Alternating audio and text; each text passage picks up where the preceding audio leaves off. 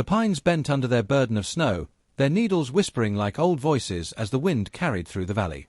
Elias Holt trudged along the frozen trail with his axe slung over one shoulder, boots biting into the crusted ground. He had meant only to bring back a load of firewood before the dark fell in earnest, before the storm that had been building all day finally descended. But as he rounded a thicket near the creek, his breath caught in his chest. 3 figures lay collapsed in the snow, barely more than shadows against the drifts. At first, he thought them dead deer, until he saw the dark strands of hair splayed across the ice, the faint rising and falling of chests. Women, Apache by the look of their shawls, and the braids stiffened with frost. Their lips were cracked, skin pale, shawls thin as paper against the winter's teeth. Elias stood over them, axe still in hand. The forest pressed in, the silence too complete, as though waiting for his choice. He had lived alone too long not to hear the weight of it. His wife's grave was not a mile behind him, marked by a small wooden cross that leaned beneath the snow. He remembered the night he buried her, the shovel clanging against frozen earth, his heart like an empty well. Since then, the world had been reduced to wood, fire, and silence. He had sworn no other soul would come near enough to disturb that fragile order. Yet here they were. He knelt beside the eldest, her lashes crusted with ice, her breath so faint he feared it would vanish with the next gust. His hands hovered, rough and uncertain. To carry them meant warmth, food, care, things he had not shared with another in years. To leave them meant death. Elias cursed under his breath, hoisted the eldest across his shoulders, then returned for the others one by one. His back strained, boots slipping on the ice, but he pressed forward through the snow. The cabin's shape appeared through the trees at last, its chimney smoking faintly, a promise of fire within. Inside, he laid the women on wool blankets before the hearth. He stoked the flames high, fed them logs until the cabin glowed with light and heat. Their shawls steamed as frost melted, droplets running down worn cloth. He brewed water into thin coffee and set a tin cup near their lips, though none stirred. Their faces looked foreign in the firelight, cheekbones sharp, hair heavy with snow, but there was softness too, the softness of life not yet gone. He sat back, chest heaving, staring at them as though they were spectres. His cabin had been empty for so long, every creak of the timbers his alone, every echo his companion. Now the room felt smaller, the silence broken by their shallow breaths. He should feel relief, perhaps pride, for dragging them back from death's edge. Instead he felt the familiar tightening in his chest, the reminder that every soul carried inside his walls could one day leave him hollow again. He poured himself coffee, the bitter steam rising, and drank without tasting. The fire snapped. Shadows played across the walls, reaching like fingers toward the corners where cobwebs hung. One of the women stirred, her hand twitching as if to clutch the shawl tighter. Her eyelids fluttered but did not open. Elias looked away. He set bread on the table, a pot of beans simmering from earlier. He placed food near them, though he did not speak. Words had long ago lost their ease on his tongue. Instead he busied himself with tasks, checking the latch on the door, trimming the wick of the lantern, wiping snow from his boots.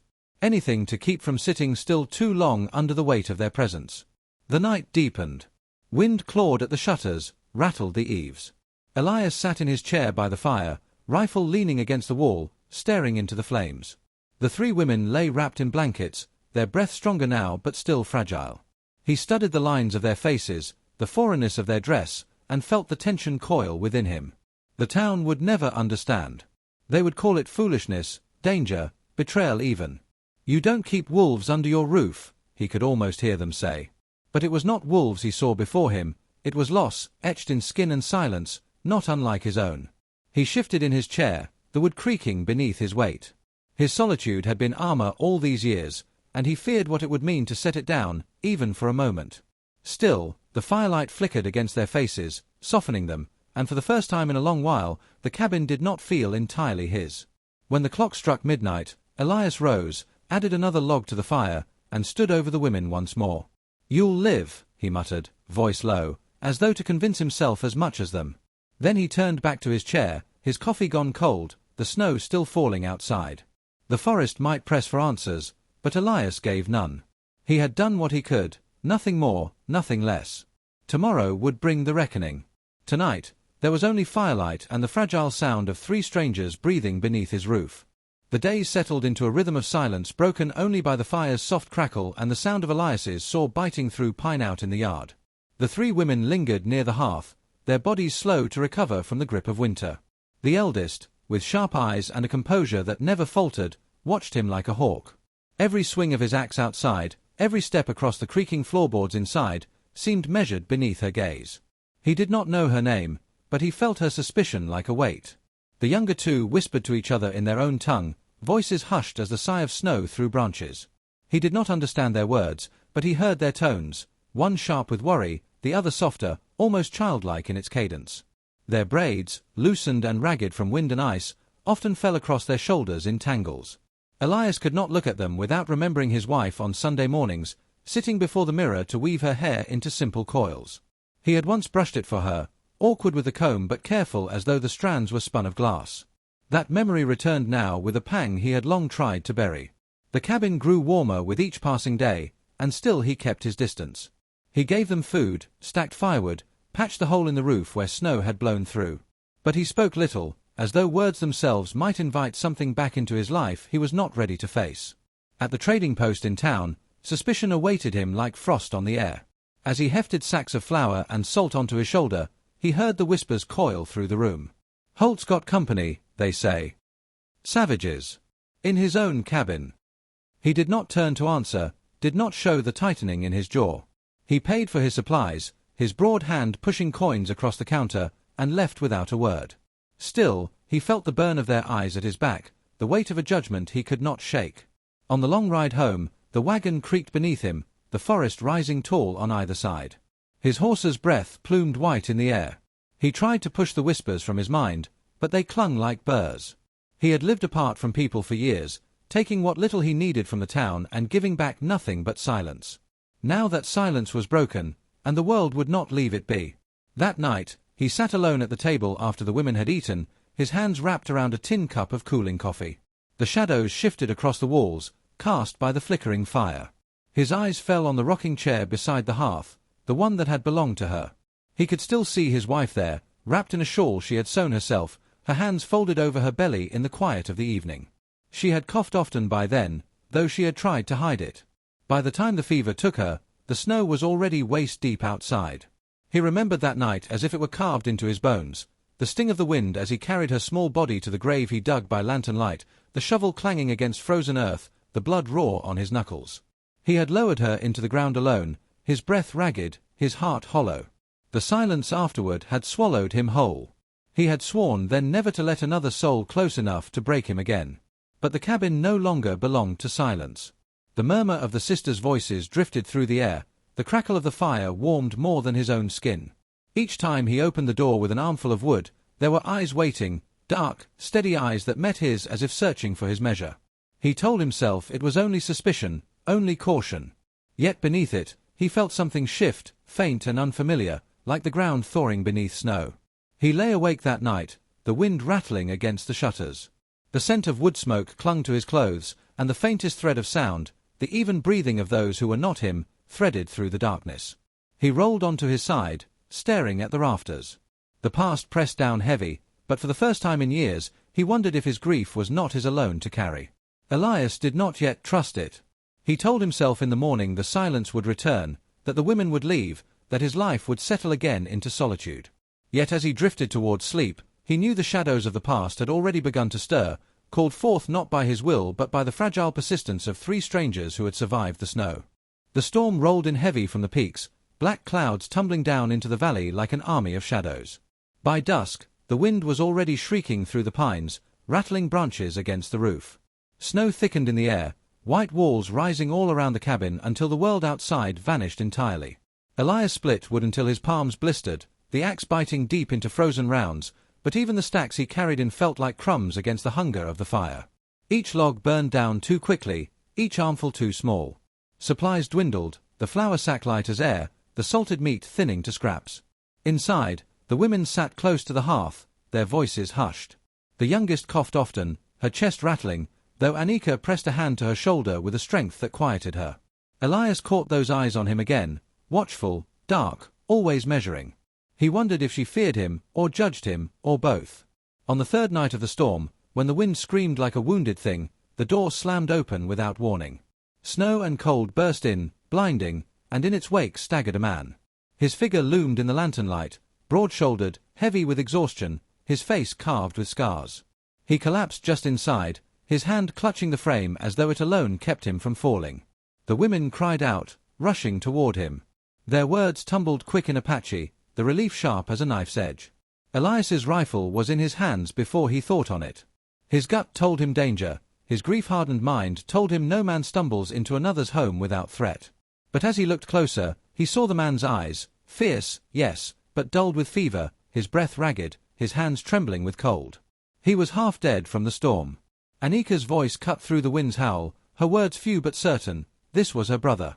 Elias lowered the rifle, though his jaw stayed tight. The man, Koa, they named him, sank to the floor as if the ground itself had claimed him. His sisters pulled blankets over him, their hands urgent, their faces bent close. When at last his eyes opened, they found Elias, and suspicion burned there hotter than the fire. No gratitude, no trust, only a warning, as though Elias were a wolf pacing the edge of the firelight. Elias met it with the same stillness he gave to storms and wild beasts. He had saved these women, yes, but this man owed him nothing. The blizzard raged outside, days and nights blurring into one long stretch of white. The cabin became a box of breath and tension, the air heavy with smoke and hunger. Koa recovered enough to sit upright, though his hand never strayed far from the knife at his belt. Elias kept his rifle close, cleaning and mending it by the hearth, each motion deliberate, steady. The crackle of steel on stone answered in turn as Koa sharpened his blade, the sound like a challenge left unspoken. Yet necessity held them both. When the roof leaked, Elias climbed to patch it with tarred cloth while Koa steadied the ladder below. When the firewood pile ran low, they went into the storm together, shoulders bent, dragging logs through waist-deep snow. They spoke little, but their breath mingled in the frozen air, each man's strength lending to the other's survival. Inside, the women worked with quiet purpose. Anika guided her sister's hands as they mended shawls with coarse thread, their stitches uneven but steady. The youngest hummed softly, a sound like water over stones, as the needle moved. The rhythm of their work filled the cabin with something warmer than fire, a sense of life persisting even against the storm's fury. One night, the wind screamed so loud the shutters threatened to tear from their hinges. The cabin shook under the weight of snow. Elias stood at the window, his reflection a ghost against the black. Behind him, Koa crouched by the hearth, feeding small sticks into the flames. Their eyes met in the firelight, wary, yes, but less sharp than before. It was not trust, but something slower, born of endurance. Elias thought then of storms, how they stripped the forest bare, toppled trees, carved scars into the land. Yet when they passed, the air was clearer, the sky a deeper blue. Perhaps this storm too was a carving, not only of the valley but of the men trapped inside it. He had seen grief shape himself into something unrecognizable. Now he wondered what this storm would leave behind in the other man. The hours stretched on, claustrophobic, heavy with smoke and breath. Still, the cabin held. Still, the fire burned. And in that fragile endurance, Elias felt the faintest shift, not peace, not yet, but a grudging acknowledgement that storms did not always come from the sky. Sometimes they walked on 2 feet, scarred and silent, forcing a man to find humility enough to endure beside them. When at last the storm broke, the valley lay drowned in white silence, the kind that muffled every sound beneath a heavy quilt of snow. The sun returned sharp and cold, glittering across the drifts, but inside the cabin the air had changed. What once had been a place of stillness, filled only with the scrape of Elias's chair and the sigh of firewood burning, now throbbed with new life. The scrape of chairs across the plank floor, the murmur of prayers spoken in a language he did not understand, the low laughter of the younger sisters when the kettle hissed and spilled, it was all unfamiliar, unsettling. Elias found himself listening against his will, marking the cadence of their voices, the rhythm of breath not his own. At first he told himself it was only irritation, the intrusion of sound into a silence he had claimed as armor. But deep within, he felt something more dangerous, the faint, forgotten warmth of belonging. Koa moved like a caged animal inside the walls. His strength had returned, and with it, his sharp temper. His hand lingered near the knife at his belt whenever he caught Elias's gaze too long. The tension between them hung as thick as smoke. Anika stepped between often, her voice low, her eyes stern. She reminded her brother again and again, the settler had dragged them from death's edge. Without him, there would be no home to return to. Koa listened, but his jaw set tight, his silence a wall Elias could not breach. The outside world, too, pressed closer. One afternoon, while Elias split wood near the cabin, a rider approached down the track. Snow still clung to the horse's manet, the rider's badge glinting dull in the pale sun. A deputy from town. He did not dismount. He only called out, voice sharp with suspicion.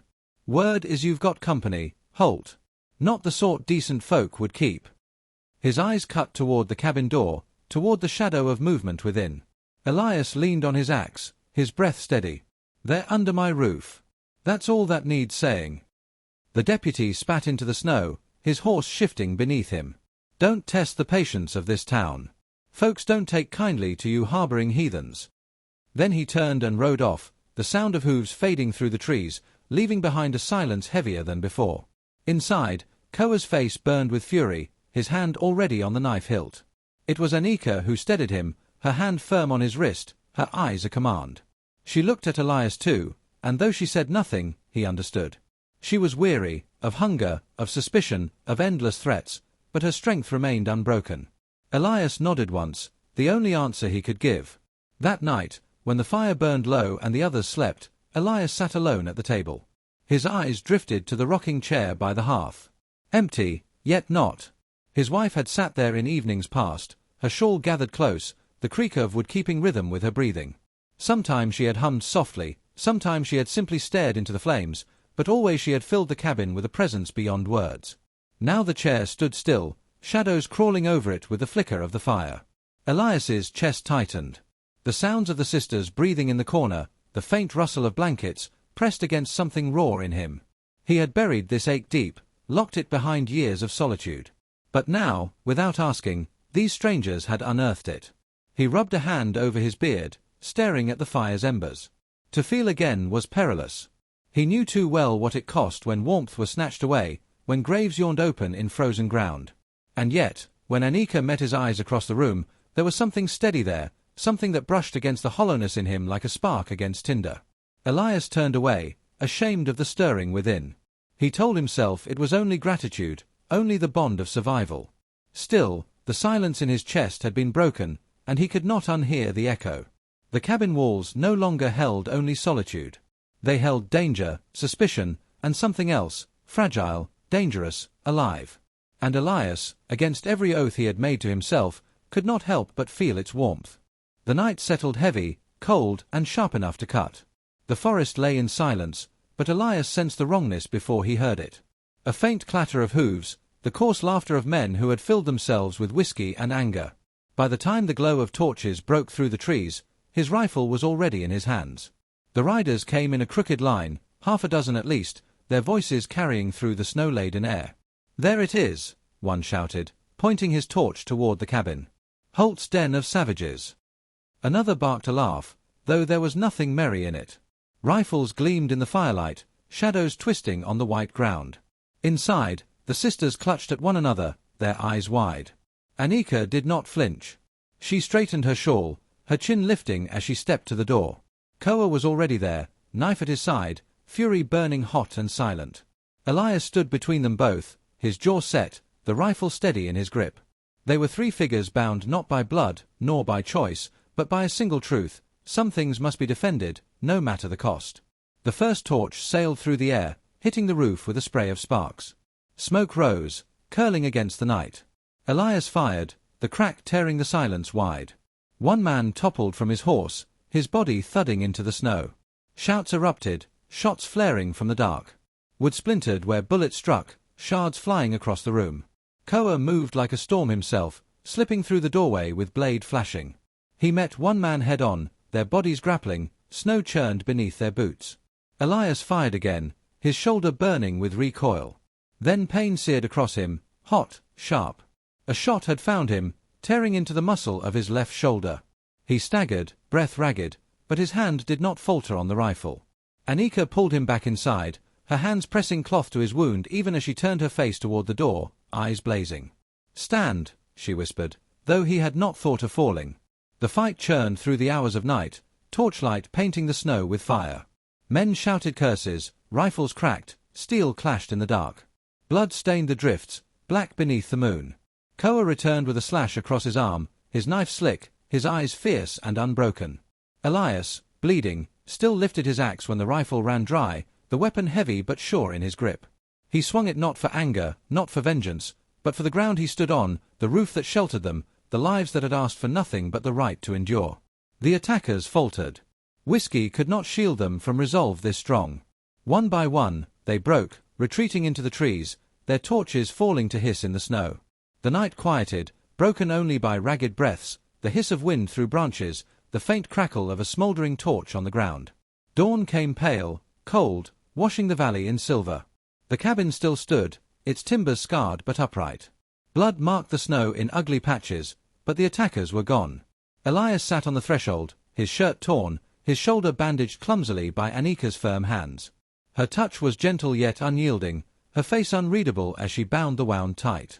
The sisters worked in silence once the danger passed. They gathered what cloth remained, swept ash from the floor, poured water over the embers of torches that had burned too near the cabin wall. When at last the sun rose high enough to gild the roof, Anika sat her sisters down.